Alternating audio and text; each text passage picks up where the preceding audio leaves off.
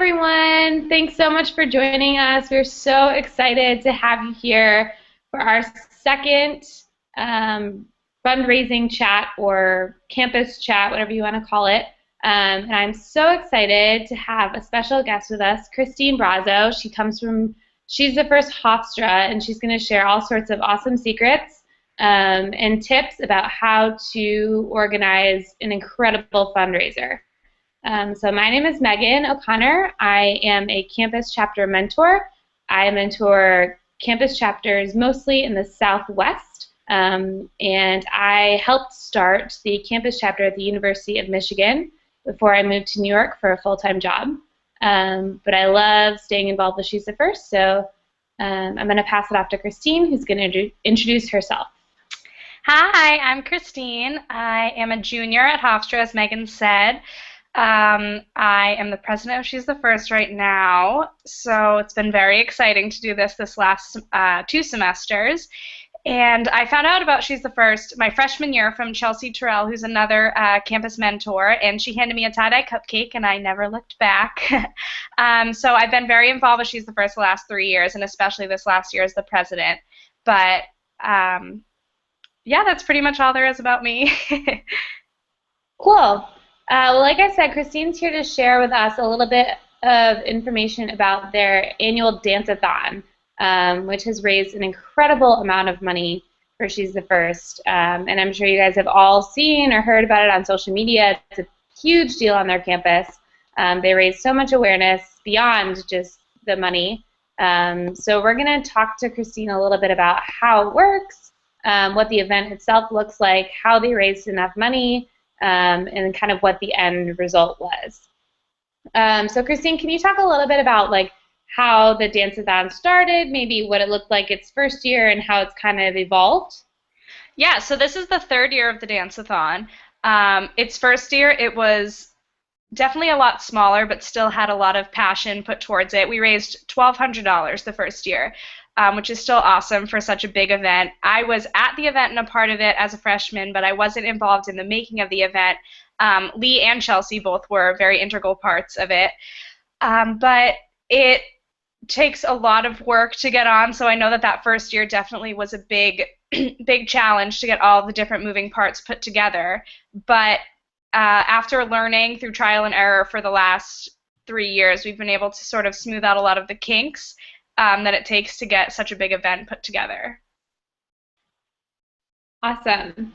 And can you just kind of explain a little bit about what the event actually is? I know we hear the word Dance-a-Thon and we're like, okay, so there's dancing. Obviously it's going a long time, but just kind of explain at a basic level what the event actually is.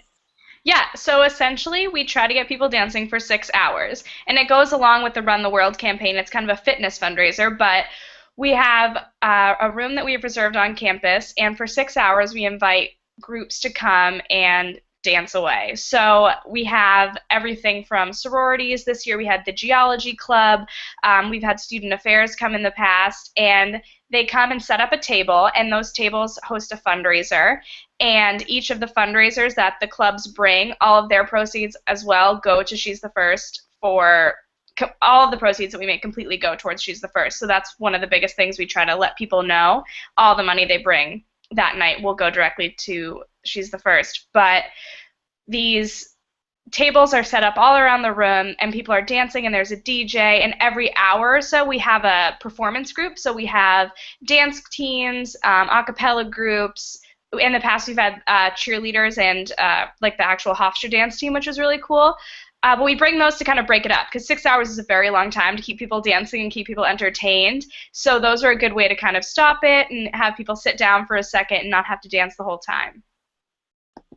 And it's 6 to midnight. And the way we've done it, it's 6 p.m. to midnight on a Friday night. So cool. And how do you get all these campus groups to be interested in performing or to be interested in the cause even?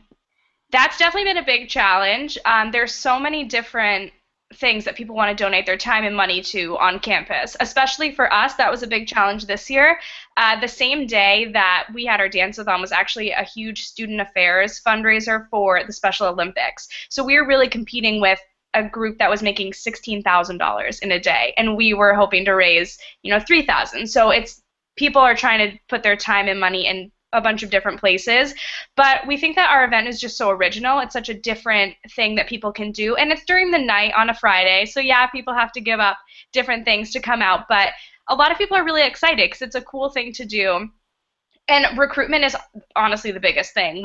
Whenever I'm walking through the student center and I see someone from an organization, I say, "Hey, are you coming to the Dance-a-Thon?" It's that word of mouth and trying to make people interested in what you're doing, and the reasons why. So, like you said, and mentioning some of the different facts about how girls don't get the education and they can't, and what we're doing, and almost putting it in the small monetary numbers. So, I read somewhere someone was like, oh, $15 will give a girl a uniform for the year. So even putting it in those very small terms help people be like, yeah, we can do this, and they rally behind the cause. And how many students participated, like in total, including volunteers and people who performed and all that? This year, I would say definitely over 300 people were involved, which is awesome. We had roughly 19 teams that night, and then She's the First girls, and boys. We actually have a couple boys in our group, which is awesome. We have about 40 members that were present the night of, and then the performance groups, yeah, add a ton, which was probably another 50 or 60. So awesome. Yeah. And when you're starting to plan this event, how did you split up the responsibilities between the different members of the executive board? I know that's something that a lot of our chapters might struggle with, is how to kind of split up the organizational aspects of the event versus fundraising versus volunteer, like assigning people places. How did that work? That's definitely a big struggle, trying to delegate everything to the right way. But I think that a lot of the time our e-board was just so eager that it made it a lot easier. One of the things that I did to keep it very organized was when we were emailing all the organizations, and we're a relatively small school, and we have like 170 student organizations. So these big state schools, you have a ton of different organizations that you want to reach out to. So I made this very extensive Google Doc that we shared amongst the e-board, and it had every type of organization, so fraternities and sororities, club sports, there's different subsets, I guess, and so we organized it by that and put the name of the president and the name of the club and whether they emailed and if they responded and if they were making a team, and it was all color-coded. And it was one of those things that you really need to almost write these things down and have it delegated to the right people, because you can't do everything by yourself. And I think that's one of the most important things that I've learned through this experience, is making sure that I do try to make sure everyone has a different responsibility. But as long as everyone's really willing, I think that's the most important part, because then you don't have to do everything yourself. Awesome. And did you guys have specific goals this year? I know you wanted to raise obviously more money than you've raised before in the past, but were there other goals that you wanted to accomplish as well? I think for me, I really wanted to get the name out there and just get the event even bigger this year, because I think the first to the second year, we had such a huge leap. We went from $1,200 first year to $2,600 the second year. So that was more than twice that we had raised. And we didn't do that this year. We exceeded what we had made last year, but we didn't have such a giant leap. But I think that we were able to get our name out there even more and get different organizations interested in us, and had different facets that we tapped into to have our name get out there, which was cool. Awesome. And I think what you said about getting your name out there goes directly into my next question, which is about promotion.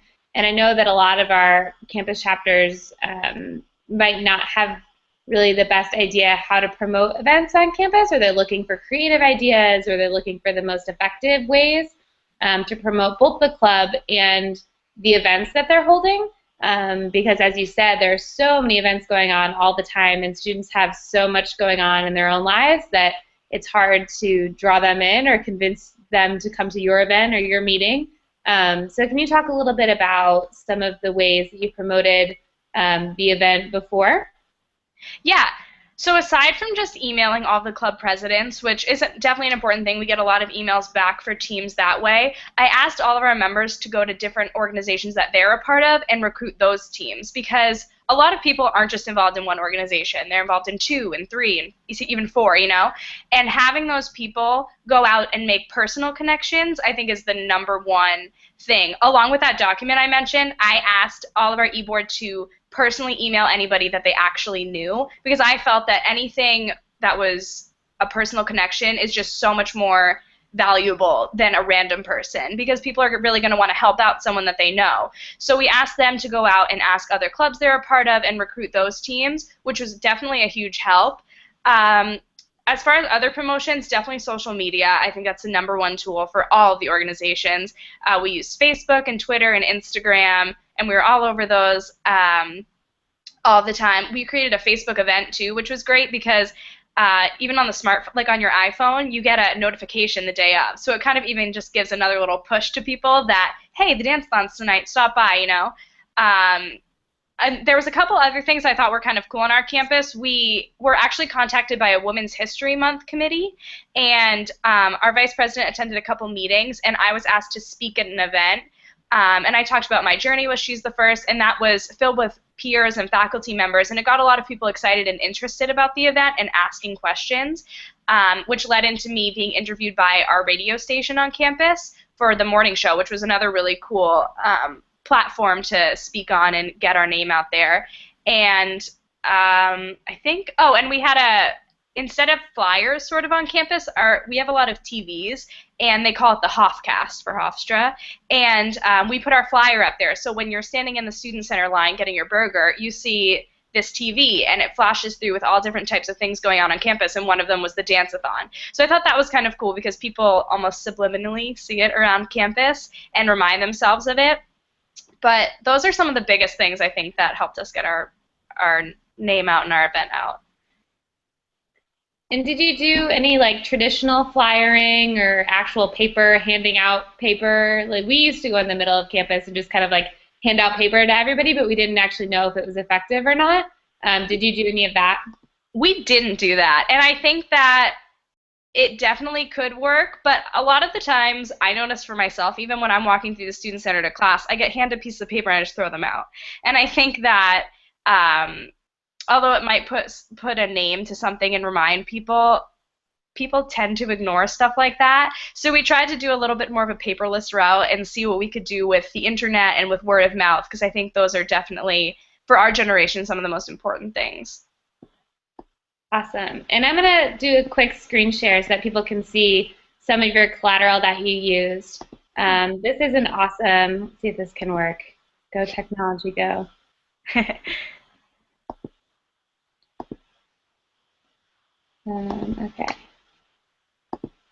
Here we go. So can you explain, oops, did I lose it?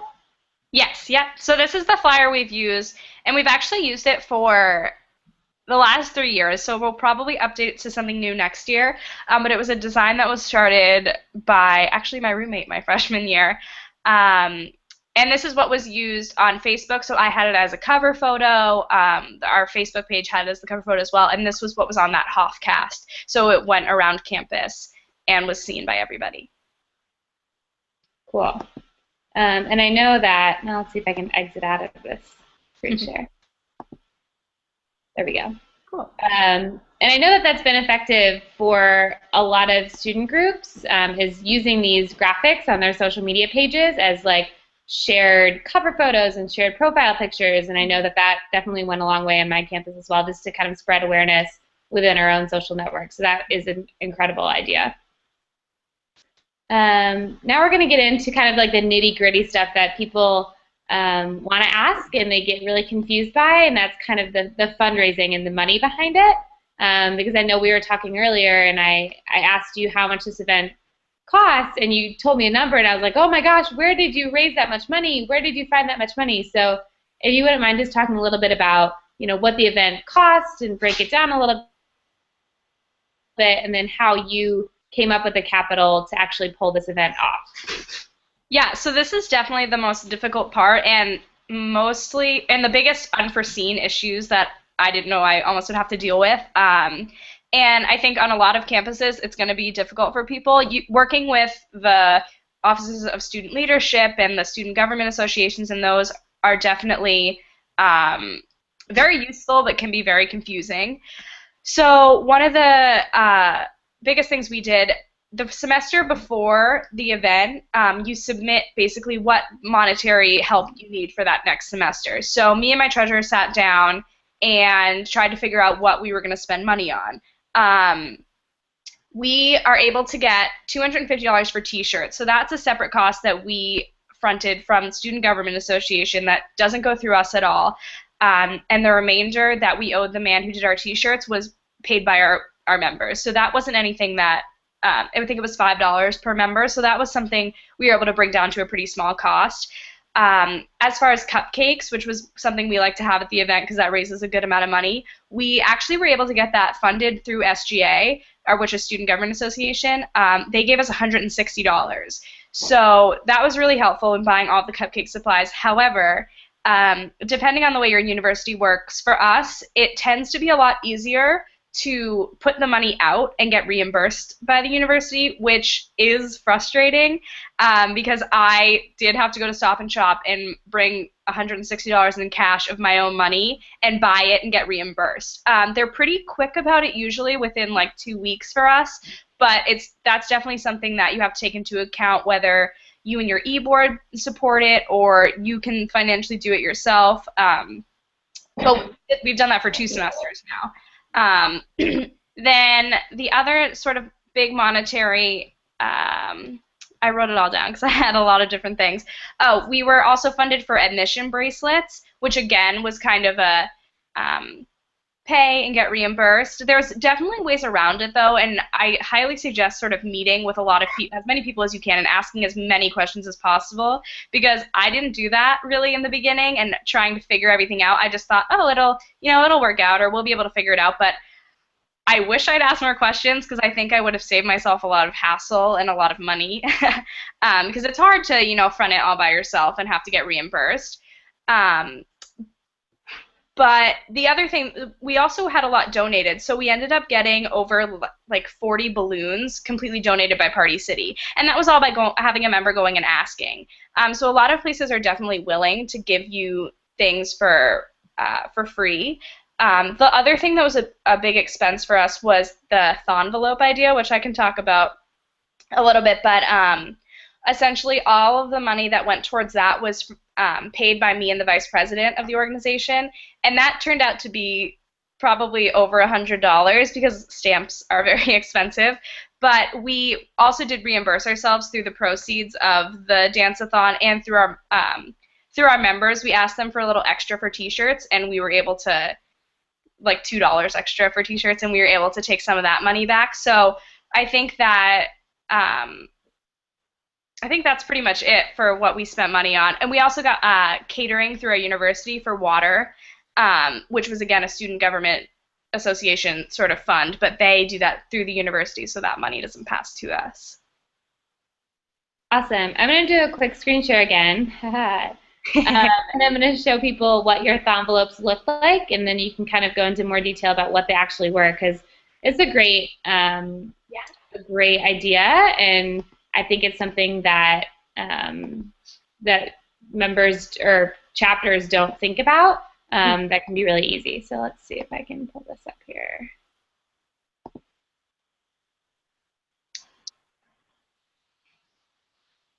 Okay. Cool. Is it coming up? Yes, I see it. There we go. All right.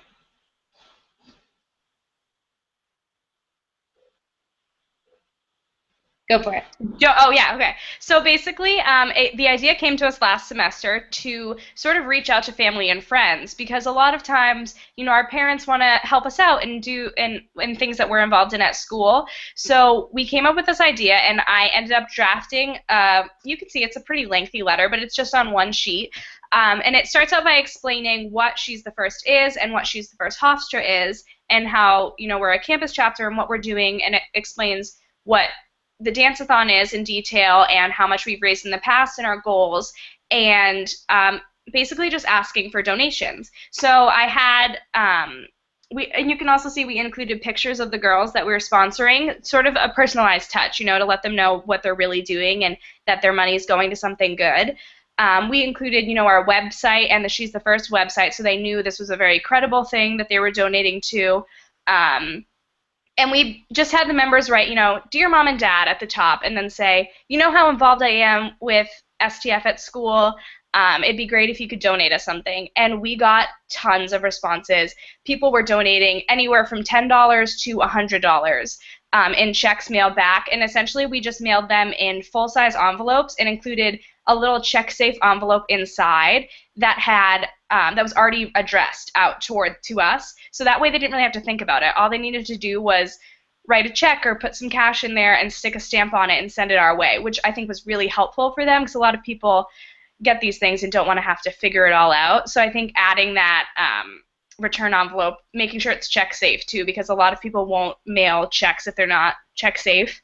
And those were pretty cheap, but the most expensive part about that was definitely the stamps that we had to purchase. But it ended up raising us over $1,000. So, and really any campus chapter could do this. It's very easy. I also sent Megan the actual template of the letter we sent, so if people are interested to take a peek at that. But drafting a letter like that's pretty easy, so it was definitely a good venture for us. Awesome. And just we're going to start wrapping it up a little bit, but if you could kind of boil down the Dance-a-Thon, if you had to say, here's the 5 steps or 6 or whatever that are really important to planning and pulling off a really successful Dance-a-Thon or fundraiser or something else, what do you think they are? I would say start off by brainstorming and coming up with a list of goals of what you want out of the event. With your members and your e-board, just sit down and think, what do we really want to do and what do we want to get out of this event? And it doesn't just have to be money. What awareness do you want to get out on the campus, or what do you personally want to gain from this event? The next step is figuring out all of the logistics, which is going to be a lot. But I really suggest writing lists on lists on lists. Use that Earn Conjurum planner we got this summer. Mine is full of notes everywhere, just saying, do this or email this person or that, and making sure you're, again, splitting up all of the tasks that have to be done, because one person can't pull off an event like this. I wouldn't have been able to do it without my e-board and all of the members. So I think that coming up with a list of things to do and then delegating it is definitely the next step, I would say. After that, just recruit people.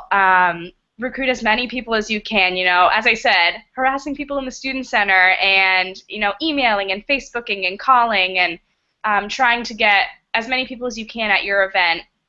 And along with that, also doing maybe donations from people in the local area or friends and family, like the envelope thing we did. We also were able to get a ton of donations from local businesses, which was really awesome. The next thing I said was, finalizing and double-checking everything. We had a couple of obstacles that we reached. We lost our DJ the day of the event, and we had to get a second one. So really making sure you are double-checking with every person that's supposed to be there for you, and every document that you sign off on, making sure everything's kind of all the ducks are in a row for that night. And then the thing that I said last was have fun. I think that if I didn't have a smile on me the whole time during the process and the actual night, I would have been miserable, because it's a lot of work. It really is. But just keeping a smile on your face and remembering why you're doing this, I think is the most important part, because it really is such a great cause that you're doing it for that you can't help but just have a good time with it. Cool. And I'm going to do one more screen share, because I'm loving this screen share feature. I know, it's great. I'm going to show one last picture and ask you if you reached your goal. What was your final total that you guys raised? We officially raised $3,000 in the night, which was so awesome. Yeah, we were very, very excited. And do you have any other, kind of last words or advice that you think is important in planning an event like this?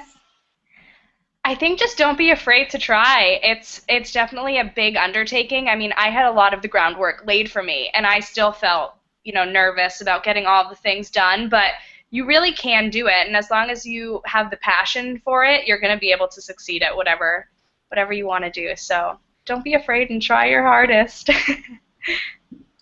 Awesome.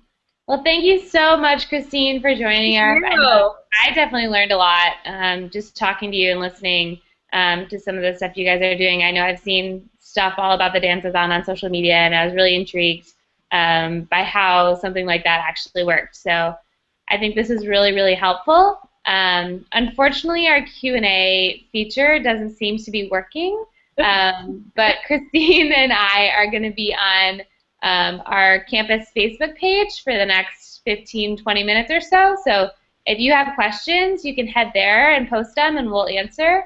But it was so great talking to you, and I hope you guys learned as much as I did. And have a great night.